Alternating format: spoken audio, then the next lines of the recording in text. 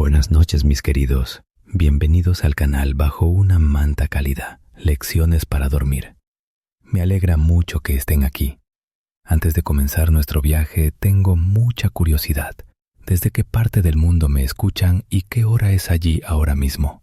Por favor, escríbanlo en los comentarios. Siempre me da mucha alegría saber desde qué rincones del mundo nos reunimos aquí. Hoy hablaremos de biología en términos sencillos. En su sentido más amplio, la biología es el estudio de los seres vivos. Desde un punto de vista objetivo, es la ciencia de la vida. Todos los organismos vivos, sin importar su forma, tamaño o complejidad, son objeto de esta disciplina científica. La biología estudia la organización de la vida, sus funciones y los patrones que definen a los organismos, así como los principios que regulan su crecimiento y desarrollo. Desde las células microscópicas hasta los vastos ecosistemas, la biología abarca todos los niveles de la complejidad de la vida. Este amplio alcance ha llevado al surgimiento de numerosos campos especializados, como la biología evolutiva, la biología celular, la genética y la biología del desarrollo. Cada uno de ellos se enfoca en aspectos específicos de los sistemas vivos. Entonces surge naturalmente la pregunta: ¿a qué nos referimos con vida? Aunque no existe una definición única y universalmente aceptada, la mayoría de los organismos vivos comparten ciertas características fundamentales. La primera es la organización celular. Todo organismo vivo consta de una o más células que realizan las funciones básicas de la vida. La segunda es el orden. Todos los seres vivos están altamente organizados y sus cuerpos consisten en una variedad de células, cada una de las cuales contiene complejos mecanismos moleculares. La tercera es la sensibilidad. Los organismos vivos responden a los estímulos de su entorno. Las plantas que se inclinan hacia la luz del sol o sus pupilas que se ajustan en una habitación oscura son ejemplos bien conocidos. La cuarta es el crecimiento, desarrollo y reproducción. Los organismos crecen y se reproducen, transmitiendo material hereditario, los genes, a sus descendientes. La quinta es el uso de energía. Todos los organismos consumen energía para sustentar sus múltiples funciones biológicas. La energía que impulsa sus músculos, por ejemplo, proviene de los alimentos que ustedes consumen. La sexta es la adaptación evolutiva. A través de las interacciones con el medio ambiente y entre sí, los organismos desarrollan rasgos que mejoran su supervivencia. Y la última es la homeostasis. A pesar de los cambios externos, los organismos vivos mantienen condiciones internas relativamente estables, una capacidad extremadamente importante para la continuación de la vida. Esto, de forma natural, nos conduce a la idea de una organización jerárquica. En biología, la vida no es una colección aleatoria de componentes, sino una estructura integrada en una jerarquía bien ordenada. Esta jerarquía abarca 10 niveles, comenzando con los átomos en el nivel más básico y ascendiendo hasta el nivel de la ecología. A partir de los átomos se forman las moléculas. Estas moléculas se combinan para crear células, que luego se organizan en tejidos. Los tejidos componen los órganos, que, al agruparse, forman un sistema de órganos. Estos sistemas funcionan dentro de un organismo. El organismo, a su vez, forma poblaciones. Las poblaciones de diferentes especies que viven juntas forman una comunidad.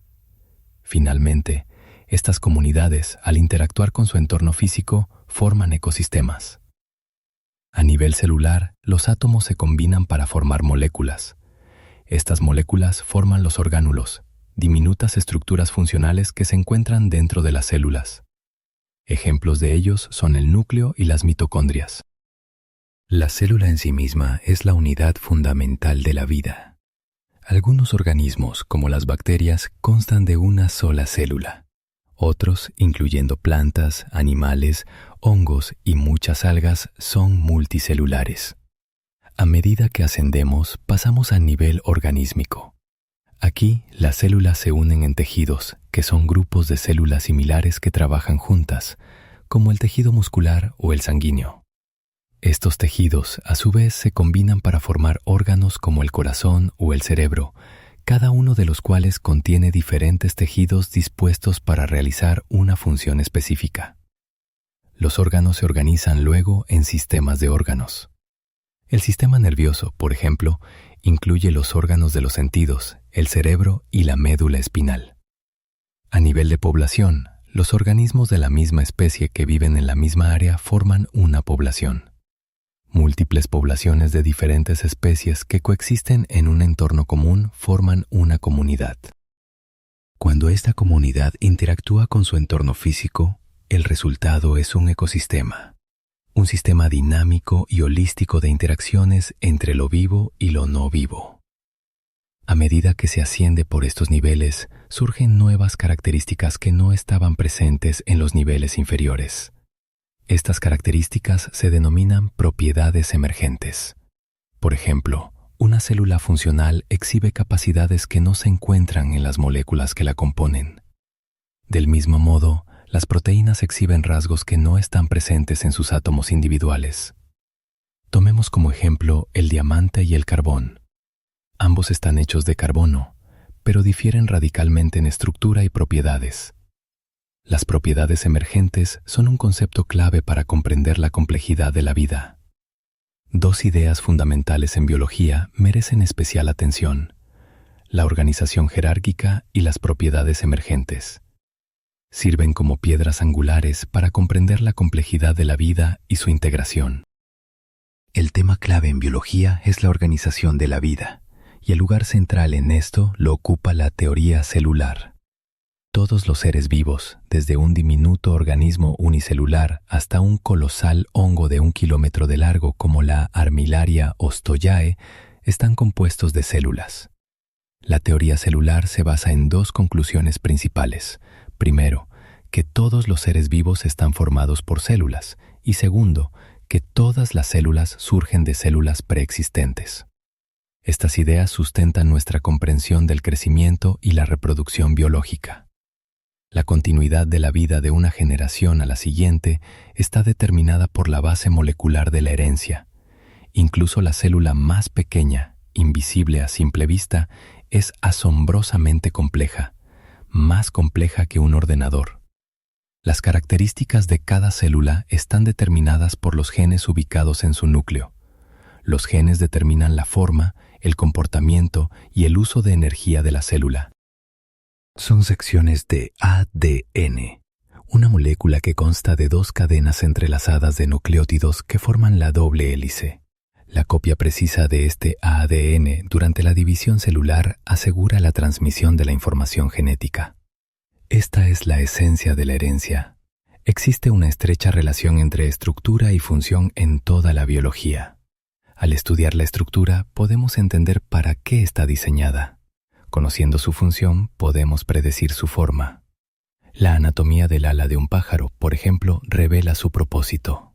La forma aerodinámica del ala, los fuertes músculos pectorales para el vuelo y las sutiles adaptaciones esqueléticas.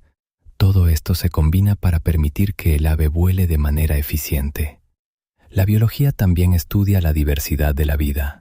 Hasta la fecha, los científicos han identificado aproximadamente 1,5 millones de especies, incluyendo más de 260,000 plantas, unos 50,000 vertebrados y más de 750,000 insectos.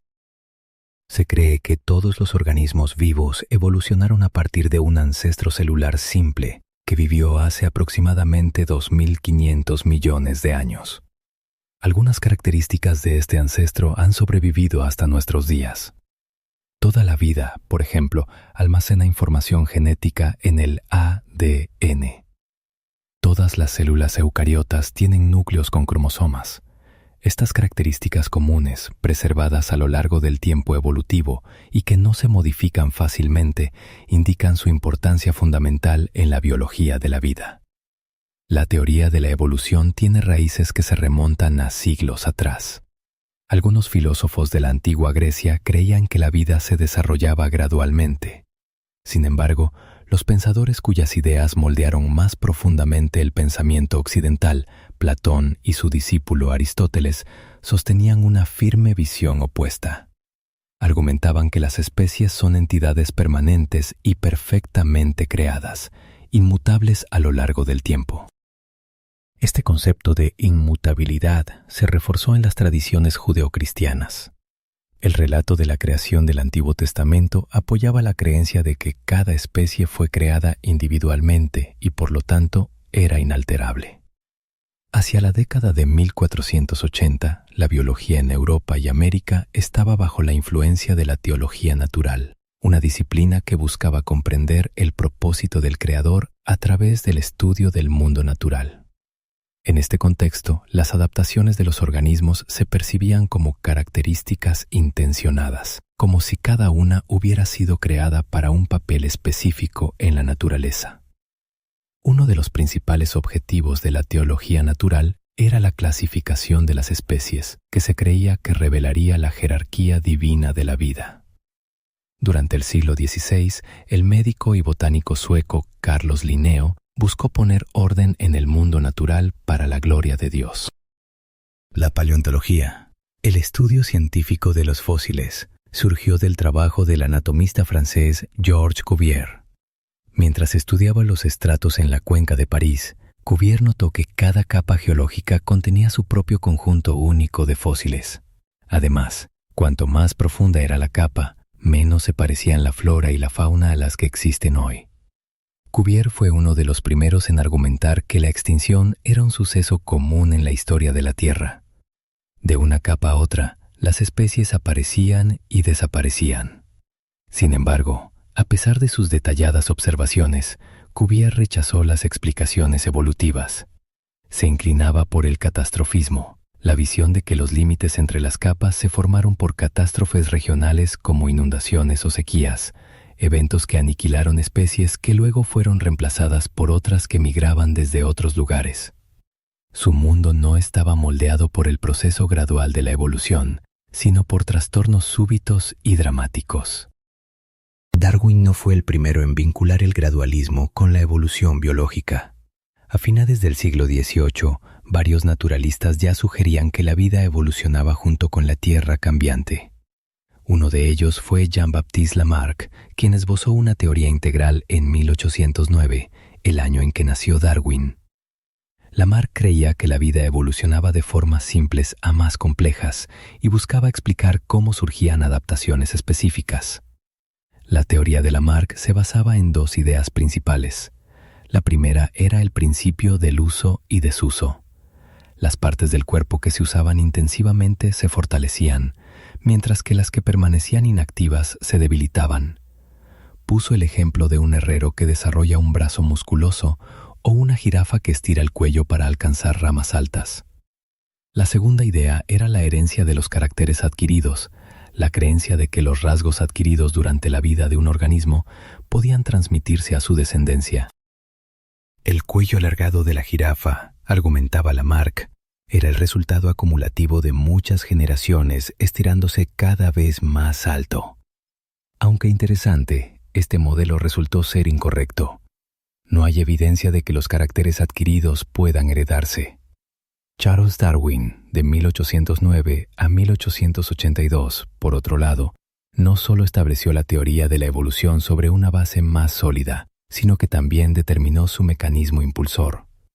Desde joven, Darwin estuvo fascinado por la naturaleza. A la edad de 22 años, se embarcó en un viaje de 5 años a bordo del HMS Beagle, zarpando en diciembre de 1831. Sus viajes lo llevaron a través de continentes e islas, ofreciéndole una amplia perspectiva de la biodiversidad de la Tierra. Estudió aves, plantas, fósiles e innumerables otros especímenes, realizando observaciones meticulosas que más tarde cambiarían el pensamiento biológico. A su regreso, Darwin pasó años analizando sus notas y la evidencia que había recopilado. Finalmente, propuso que la diversidad de la vida en la Tierra es producto de la evolución a través de la selección natural. Así, desde este punto de vista, nuevas especies surgen de otras ancestrales gradualmente a través de la acumulación de adaptaciones adecuadas para una variedad de entornos. La selección natural, argumentó Darwin, es el mecanismo por el cual ciertos rasgos se vuelven cada vez más comunes en una población. Los organismos que están mejor adaptados a su entorno tienen más posibilidades de sobrevivir y reproducirse.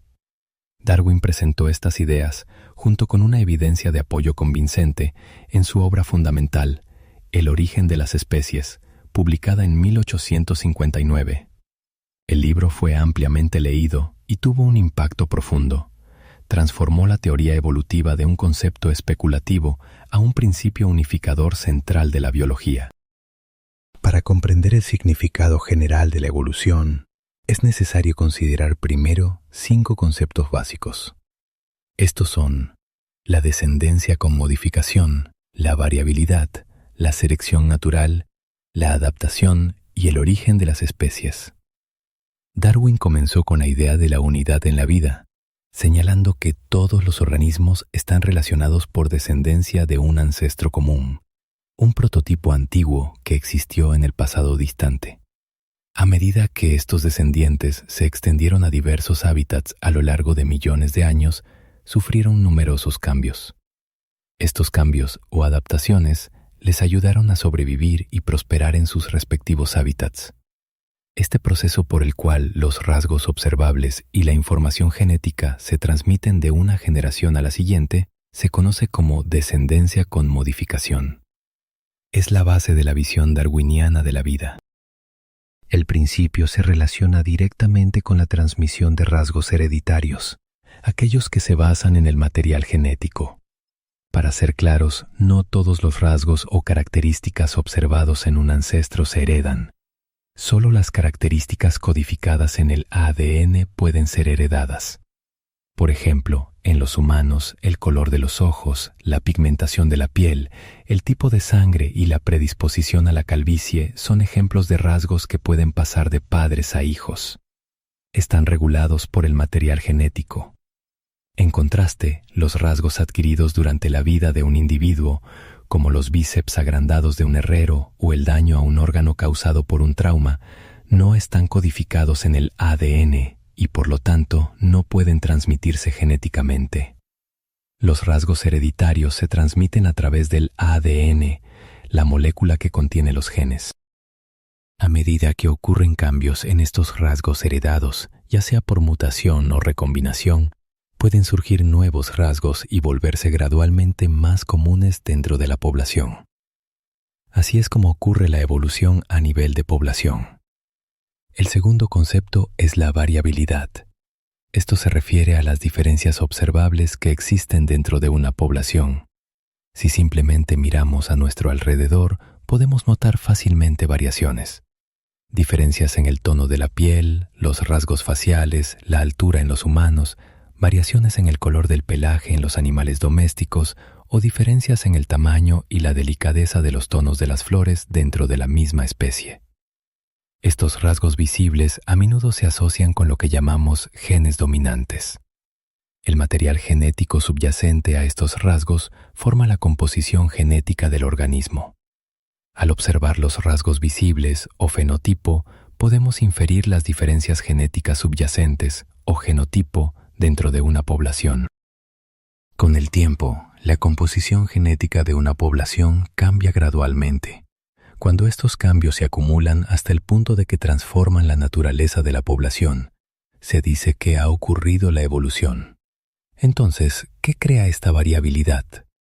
Surge de varios mecanismos genéticos, incluyendo mutaciones, que son cambios en el ADN, la recombinación genética durante el apareamiento y el flujo de genes, que es el intercambio de genes entre poblaciones a través de la migración. Estos cambios introducen nuevo material genético en la población y enriquecen el acervo genético. La variabilidad es necesaria para la evolución. Sin ella no habría material para la selección natural. En esencia, la evolución depende de la existencia de variación dentro de una población.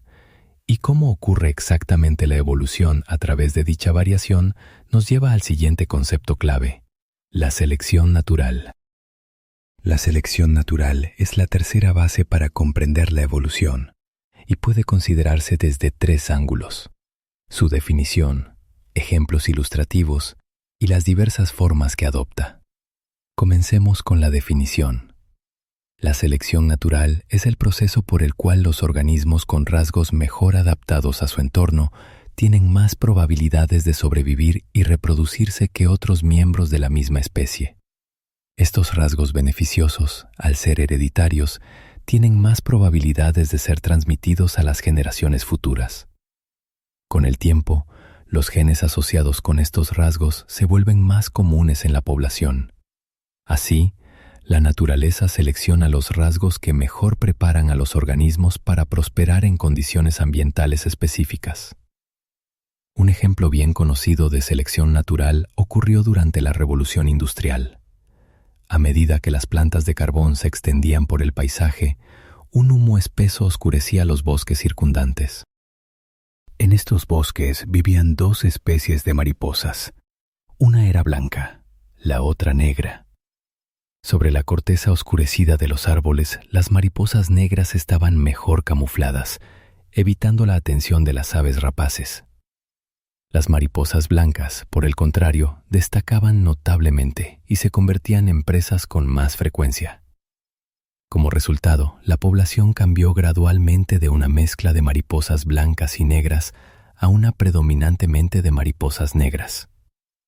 Este ejemplo simple, pero ilustrativo, demuestra cómo el cambio ambiental puede influir en la supervivencia y el éxito reproductivo de los organismos, lo que conduce a cambios evolutivos a través de la selección natural. Para comprender mejor la acción de la selección natural, imaginemos una población de escarabajos. Lo primero que se necesita es variabilidad, es decir, diferencias en la apariencia, por ejemplo, en el color. Digamos que hay escarabajos de tonos verdes y marrones. La segunda condición es el éxito reproductivo desigual. No todos los individuos se reproducen con la misma eficacia y diversos factores limitan el crecimiento de la población. En nuestro caso, los escarabajos verdes son más visibles para los depredadores y son devorados con más frecuencia, lo que reduce su éxito reproductivo en comparación con los escarabajos marrones. La tercera condición es la heredabilidad de los rasgos. Los escarabajos marrones tienden a producir descendencia marrón y los escarabajos verdes tienden a producir descendencia verde, ya que estos rasgos de color están codificados en sus genes. Cuando estas tres condiciones están presentes, variabilidad, éxito reproductivo desigual y heredabilidad, ocurre la selección natural. Con el tiempo, los escarabajos marrones se vuelven más numerosos debido a un mejor camuflaje y mayores posibilidades de supervivencia. La población evoluciona a medida que estos rasgos se extienden. Si estos criterios se cumplen en cualquier población, la evolución por selección natural no solo es posible, es inevitable. La selección natural también se manifiesta en varias formas. La selección direccional ocurre cuando un extremo de un rasgo se vuelve preferido y la población se desplaza en esa dirección. La selección disruptiva favorece a los individuos con valores extremos de un rasgo, lo que a menudo resulta en dos formas distintas dentro de una población. La selección estabilizadora mantiene los valores promedio de los rasgos, reduciendo la variabilidad y manteniendo el estado de cosas existente. La selección sexual está asociada con rasgos que aumentan las posibilidades de apareamiento de un individuo, incluso si estos rasgos no siempre son beneficiosos para la supervivencia. Finalmente, la selección artificial es el resultado de la intervención humana, cuando ciertos rasgos son seleccionados deliberadamente y propagados entre especies domesticadas.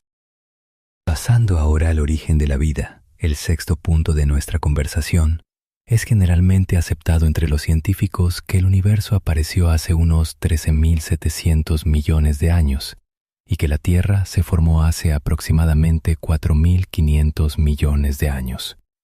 El momento exacto del origen de la vida aún se desconoce, y no hay evidencia definitiva que apunte al momento exacto en que comenzó. En las primeras etapas de la formación de la Tierra, la superficie del planeta consistía en material fundido. A medida que las temperaturas descendieron gradualmente, las condiciones se volvieron más estables. La distancia de la Tierra al Sol, junto con la presencia de grandes cantidades de agua, creó un entorno favorable para el surgimiento de la vida. En contraste, planetas como Mercurio y Venus están demasiado cerca del Sol, mientras que Marte y Júpiter están demasiado lejos, lo que los hace menos adecuados para el desarrollo de la vida tal como la conocemos. La evidencia física más temprana de la vida apunta a la formación espontánea de aminoácidos a través de reacciones químicas en los océanos y lagos de la Tierra antigua, un evento que se estima que ocurrió hace unos 3.000 millones de años. Sin embargo, algunos científicos proponen una hipótesis alternativa, sugiriendo que la vida podría haberse originado en un exoplaneta y haber llegado a la Tierra a través del espacio. También hay evidencia que sugiere que las moléculas de ARN, que desempeñan un papel vital en la genética y la transferencia de información, podrían haberse formado como resultado de reacciones químicas en el entorno primitivo de la Tierra. Esto ha llevado a algunos investigadores a creer que el momento definitorio en el origen de la vida fue el surgimiento de moléculas capaces de autorreplicarse y transferir información. Hoy en día, los científicos continúan explorando estas preguntas utilizando experimentos de laboratorio. Su objetivo es recrear condiciones que podrían apoyar el surgimiento espontáneo de la vida, o al menos de sus precursores moleculares.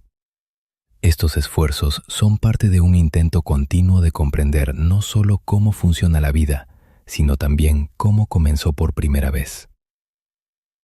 Dirijamos ahora nuestra atención a las teorías fundamentales que sustentan nuestra comprensión de los organismos vivos en sus niveles más básicos, celular y genético. En esta charla comenzaremos examinando la naturaleza de las células, sus tipos, los componentes internos conocidos como orgánulos y el apasionante tema de la clonación celular. La historia comienza en 1665 con Robert Hooke, un científico británico que observó por primera vez una célula. Usando un microscopio avanzado para examinar finas secciones de corcho de botella, notó numerosos poros diminutos que describió como células, un término que evocaba la idea de las pequeñas habitaciones en las que vivían los monjes. Estas observaciones sentaron las bases de la biología celular, aunque Hooke no pudo apreciar la naturaleza compleja, la estructura o la función de estos poros. El desarrollo posterior de la teoría celular ocurrió en la década de 1830, cuando el botánico alemán Matthias Schleiden estableció que todas las plantas constan de células, y Theodor Schwann, un veterinario, llegó a la conclusión de que todos los organismos constan de células. Estos descubrimientos hicieron avanzar gradualmente el campo de la biología. La célula se define como la unidad básica de la vida, que posee todas las características necesarias para asegurar la vida.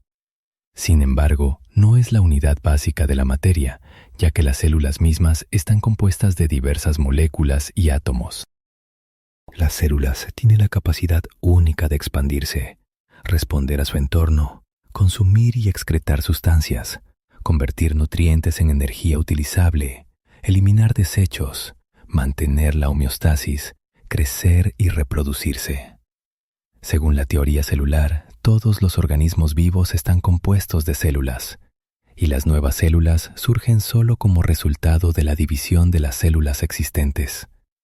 Existen dos tipos principales de células: procariotas y eucariotas. Las células procariotas son generalmente más pequeñas y de estructura más simple en comparación con sus contrapartes eucariotas. Carecen de núcleo, tienen menos cromosomas y suelen ser unicelulares. Los procariotas se dividen en dos categorías principales: arqueas y bacterias. Las bacterias son algunos de los organismos más antiguos que aparecieron en la Tierra y prosperan en una amplia variedad de entornos, como la tierra, el mar, los estanques, el agua salada e incluso las aguas ácidas. Estos organismos se presentan en tres formas principales: esférica, en forma de bastón, y espiral. Las arqueas, a su vez, se han encontrado en condiciones extremas como respiraderos volcánicos, aguas saladas y pantanos privados de oxígeno. Fue solo alrededor de 1890 que las arqueas fueron reconocidas oficialmente como organismos vivos. Las células eucariotas, en contraste, contienen un núcleo encerrado en una membrana y están compuestas por diversos orgánulos especializados. A su vez, se dividen en dos categorías: células vegetales y células animales. Las células vegetales forman estructuras como hojas, raíces, flores y tallos. Las células animales componen los componentes del cuerpo físico, incluyendo el esqueleto, los músculos, la sangre, la piel y los nervios. Los dos tipos de células difieren en varios aspectos. Las células vegetales tienen paredes celulares y contienen clorofila, de lo que carecen las células animales. Es interesante notar que, aunque ambos padres tienen mitocondrias, solo las de la madre se transmiten a la descendencia. Este orgánulo desempeña un papel vital en la energética celular, en la producción de energía. Funciona de manera similar al sistema digestivo a nivel celular, descomponiendo los nutrientes en energía utilizable. Esta energía sustenta prácticamente todas las acciones que realizamos en la vida diaria, desde caminar y pensar hasta simplemente respirar durante el sueño. El proceso de producción de energía en las mitocondrias ocurre en 3 etapas, produciendo un total de 36 moléculas de energía conocidas como adenosín-difosfato o ADP. La primera etapa produce 4 moléculas, la segunda etapa produce 6 y la etapa final genera 24. Es por eso que las mitocondrias a menudo se llaman las centrales eléctricas de la célula. Los lisosomas son pequeñas vesículas unidas a la membrana que se encuentran en el fluido externo de la célula y están asociadas con el aparato de Golgi. Contienen sustancias ácidas que destruyen bacterias y virus dañinos que invaden la célula. Los lisosomas también participan en la digestión de nutrientes como proteínas y grasas y reciclan las mitocondrias desgastadas, manteniendo la eficiencia celular. El citoesqueleto, que se encuentra en abundancia en cada célula viva, es el principal responsable de la síntesis de proteínas. Cuando una célula necesita una proteína, el ARNM entrega el plano genético desde el núcleo al citoesqueleto ubicado fuera de él. El citoesqueleto tiene 2 partes, una parte más pequeña que lee el mensaje del ARNM y una parte más grande que construye proteínas a partir de aminoácidos entregados por el ARN de transferencia o ARNT. Este proceso forma una cadena continua de aminoácidos, ensamblando proteínas según las instrucciones originales contenidas en el ARNM. Los orgánulos mencionados aquí representan solo una pequeña fracción de los muchos componentes complejos que se encuentran dentro de la célula. Por supuesto, todavía queda mucho por descubrir, aunque esto puede requerir recurrir a otras fuentes menos tranquilizadoras. La división celular, o más precisamente la duplicación celular, ocurre en 2 formas diferentes: mitosis y meiosis. La mitosis es el proceso responsable de reparar y reemplazar las células dañadas, como las que se dañan durante las infecciones. Comienza cuando el núcleo y los cromosomas de una célula diploide, es decir, células que contienen cromosomas emparejados, se dividen en 2 partes. La célula original luego se divide, formando 2 células genéticamente idénticas, cada una con el mismo número de cromosomas que la original. Este proceso asegura que la coherencia genética de las células del cuerpo se mantenga durante la replicación. Por otro lado, la meiosis ocurre solo en organismos que se reproducen sexualmente. Este tipo de división celular da como resultado la formación de 4 células reproductoras o gametos a partir de una célula diploide. La meiosis ocurre en 2 fases. En la primera fase, la célula diploide se divide, formando 2 nuevas células que contienen el mismo número de cromosomas que la original. En la segunda fase, estas 2 células se dividen nuevamente, lo que resulta en 4 células. Estas células finales, espermatozoides en los machos y óvulos en las hembras, contienen la mitad del número de cromosomas que la célula diploide original. La diferencia entre estas 2 formas de división radica en el comportamiento de las cromátidas, que son los brazos del cromosoma. Durante la mitosis, estas cromátidas no se separan en divisiones separadas. Esta acción inmediatamente hace que la membrana sea impenetrable para cualquier otro espermatozoide, preservando la integridad del material genético en su interior. La fusión exitosa de un espermatozoide con un óvulo forma un cigoto. Esta célula luego se divide en dos células más pequeñas y geométricamente idénticas. En esta etapa, la masa en desarrollo se llama mórula. La mórula continúa dividiéndose a medida que avanza, transformándose gradualmente en una estructura llamada trofoblasto, que rodea un grupo interno de células conocido como embrioblasto. El líquido se acumula entre estos grupos de células, lo que resulta en una nueva formación llamada blastocisto. A partir de este punto, las células internas comienzan a transformarse en células madre amnióticas, que son capaces de convertirse en cualquier tipo de célula.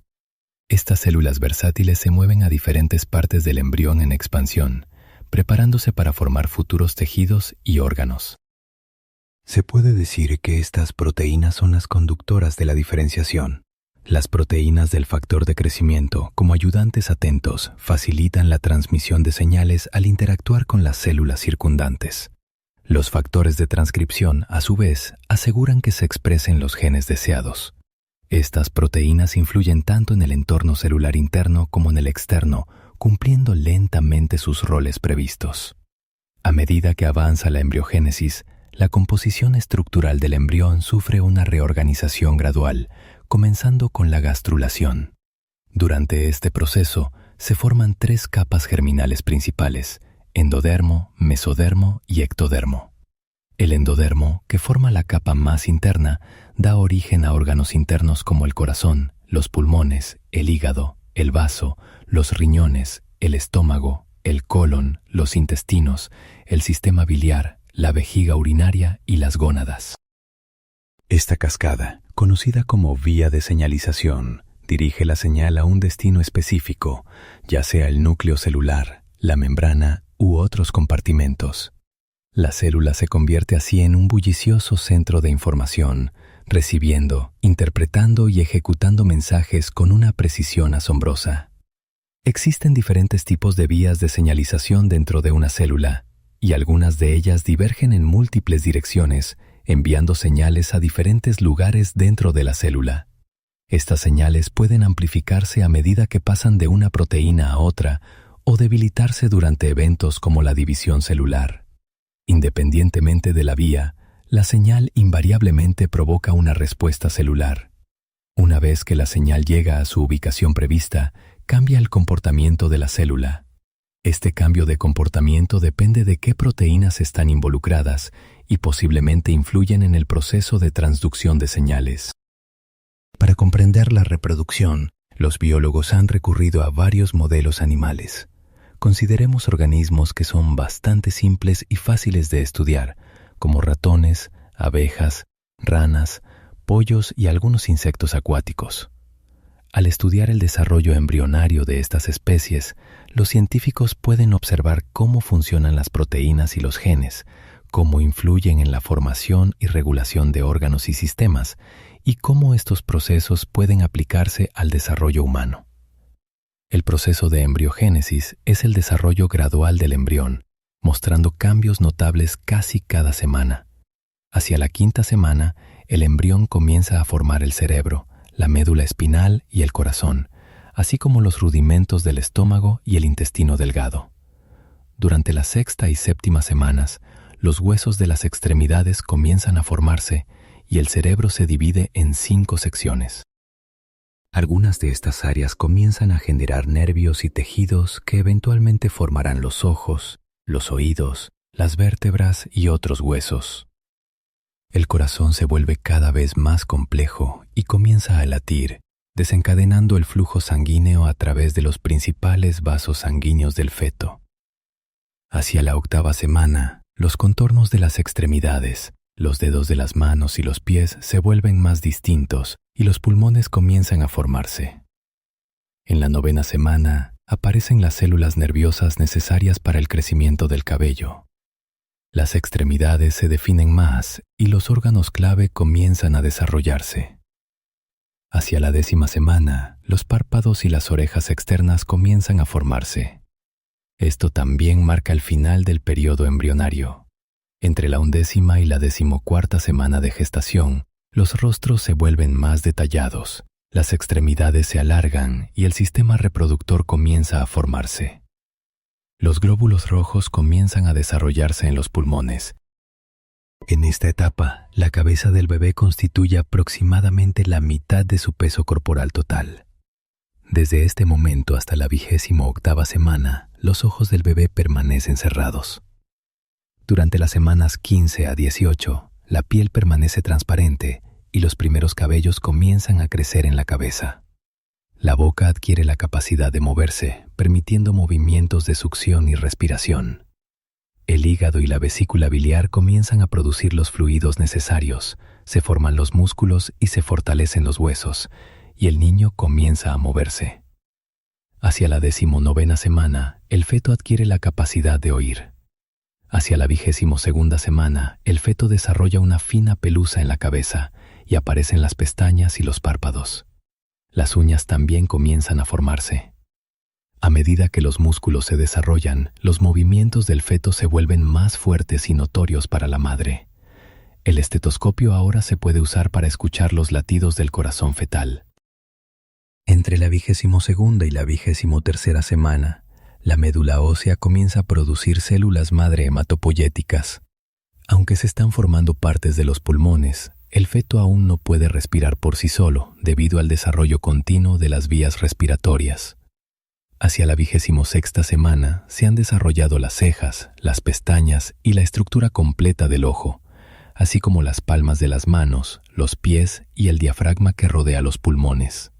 De la semana 27 a la 30 hay un desarrollo intensivo del cerebro y el sistema nervioso, que gradualmente comienza a regular las actividades del cuerpo. El feto ahora puede abrir y cerrar los ojos y el sistema respiratorio continúa madurando. Entre aproximadamente las semanas 31 y 33, el tejido graso comienza a formarse en los pulmones, preparándolos para la respiración, aunque aún no están completamente desarrollados. El sistema esquelético ya está formado, pero permanece blando y flexible. El bebé comienza a acumular gradualmente hierro, calcio y fosfato. Hacia la 38ª semana, la acumulación de grasa continúa y el cuerpo del feto comienza a desprenderse de los vellos finos. De la 39ª a la 42ª semana, el vello permanece solo en la parte superior de los brazos y los hombros, mientras que el cabello de la cabeza se vuelve más grueso y las uñas más largas. Según la fisiología de la madre, el parto suele ocurrir entre la 42ª y la 44ª semana. Pasando al ciclo menstrual, observamos que su duración habitual es de 28 días, aunque son posibles desviaciones. En mujeres de mediana edad, los ciclos suelen oscilar entre 21 y 35 días, mientras que en las adolescentes este periodo puede variar de 21 a 45 días. El primer día del sangrado menstrual marca el comienzo de un nuevo ciclo. Después de esto, comienza la formación del folículo ovárico, que contiene el ovocito. Al final de la menstruación, los niveles de catalizadores del desarrollo disminuyen, pero el crecimiento del folículo continúa bajo la influencia de las enzimas, y los ovocitos dentro del folículo ovárico se activan gradualmente. El desarrollo del folículo generalmente continúa durante 7 u 8 días después de la menstruación. Alrededor del 14º día, un folículo dominante se vuelve más grande y se desarrolla más rápido que los demás. Durante este tiempo, el revestimiento endometrial se engrosa, preparándose para una posible implantación. Este revestimiento se enriquece con sangre y nutrientes. En el 14º día, el óvulo maduro es liberado del ovario. Este proceso, conocido como ovulación, es desencadenado por enzimas que rompen el folículo y permiten que el óvulo entre en la trompa de Falopio. Si el óvulo se encuentra con un espermatozoide en los próximos días, puede ocurrir la fertilización, lo que resulta en un cigoto fertilizado que continúa su viaje hasta que se adhiere a la pared del útero. La fertilidad es, por lo tanto, más alta entre el 11º y el 18º día del ciclo menstrual. Si no ocurre la fertilización, la ovulación cesa alrededor del 25º día. El óvulo no fertilizado luego se degenera y pasa a través de la trompa de Falopio. Finalmente, unas palabras sobre los beneficios de la multicelularidad. Los organismos pueden ser unicelulares o multicelulares. Aunque los organismos unicelulares son más numerosos, los organismos multicelulares se benefician de la división del trabajo. Esta especialización celular les permite realizar diversas funciones de manera más eficiente. Y es precisamente esta eficiencia la que ha llevado al éxito evolutivo y la diversidad de la vida multicelular. Los beneficios de la multicelularidad se basan en el concepto de división del trabajo. En los organismos multicelulares, cada célula asume un rol específico y especializado. Estas responsabilidades no son intercambiables. Una célula no puede asumir la función de otra. El núcleo no realizará la función de la membrana celular y la membrana, por supuesto, no se esforzará por gestionar las tareas del núcleo. Esta especialización es esencial para el funcionamiento y la actividad vital del organismo. Existen diferentes tipos de células porque tareas específicas deben ser realizadas por tejidos específicos. Por ejemplo, las células destinadas a convertirse en tejido leucocitario no pueden formar tejido cardíaco o cerebral. Por lo tanto, cada tejido tiene su propia estructura y forma, adaptada a su tarea única. Las neuronas, por ejemplo, son largas y delgadas, lo que las hace ideales para transmitir impulsos eléctricos por todo el cuerpo.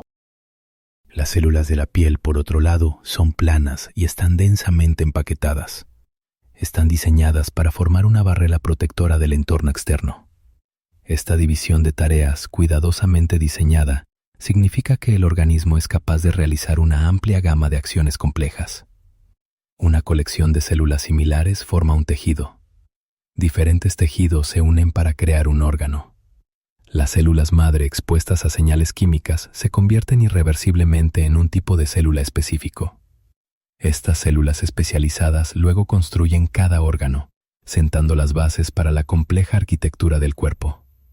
Todas las células del cuerpo contienen el mismo ADN, pero exhiben características diferentes. Esto se debe a la expresión génica selectiva. Aunque el material genético es idéntico, se activan diferentes genes en diferentes momentos según el rol de la célula.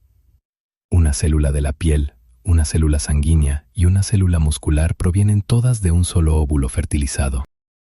Sin embargo, a través de una regulación precisa de la expresión génica, se diferencian en más de 3 billones de unidades con funciones únicas dentro del cuerpo humano.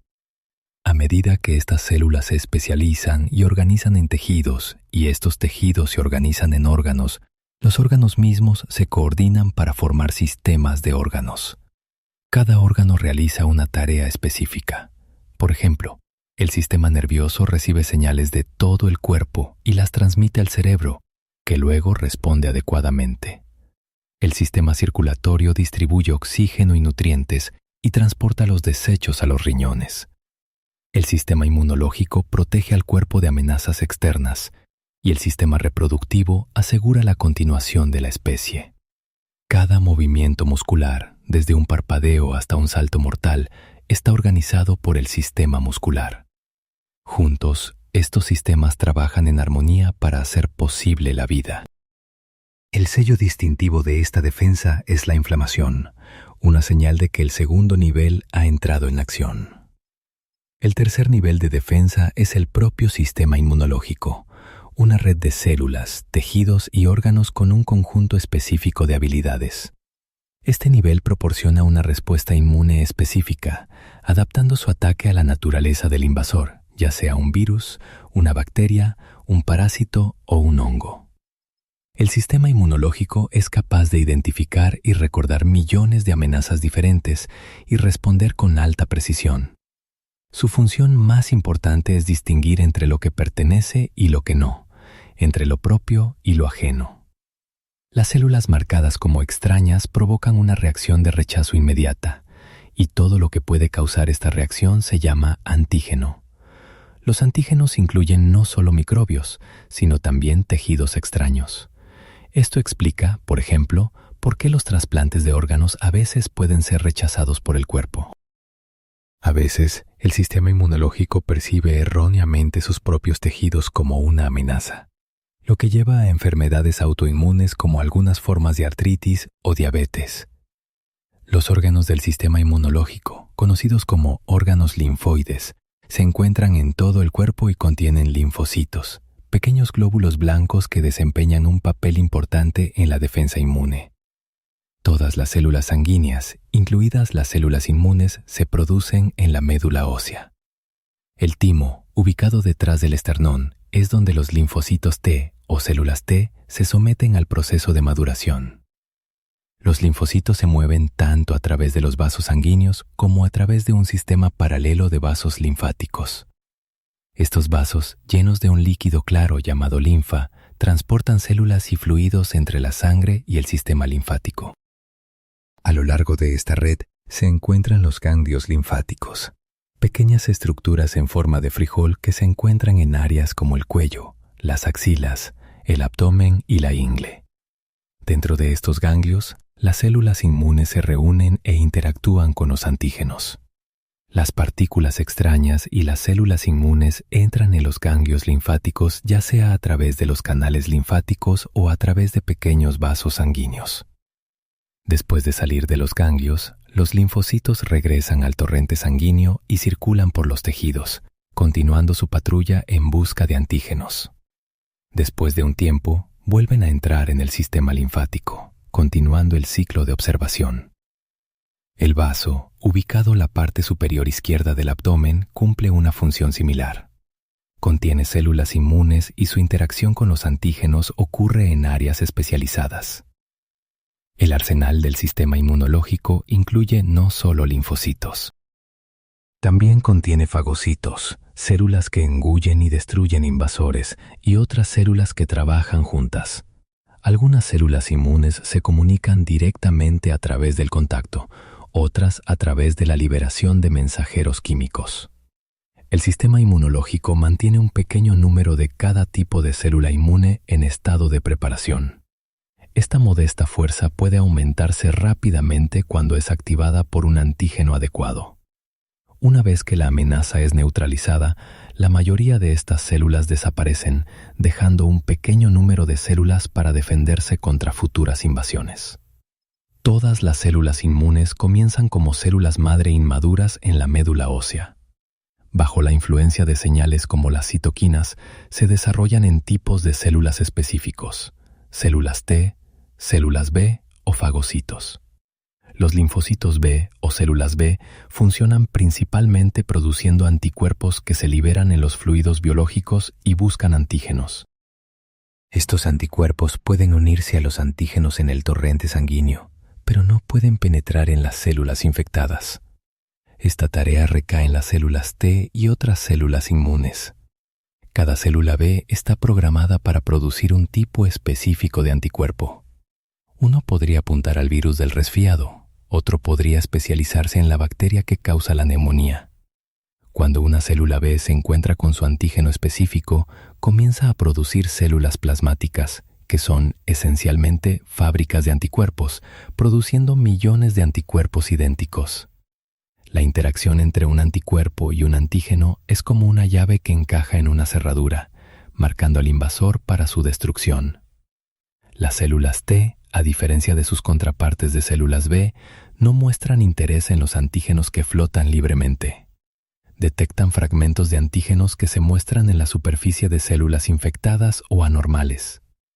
Hay dos roles principales para las células T. Algunas dirigen y regulan la respuesta inmune, mientras que otras atacan células infectadas o cancerosas. Las células T colaboradoras coordinan los esfuerzos de defensa, estimulando las células B y activando los fagocitos y otras células T. Las células T asesinas o linfocitos T citotóxicos atacan directamente las células infectadas. Son particularmente valiosas en la lucha contra los virus que tienden a esconderse dentro de las células huésped. Las células T asesinas reconocen fragmentos virales visibles a través de la membrana y destruyen rápidamente la célula comprometida.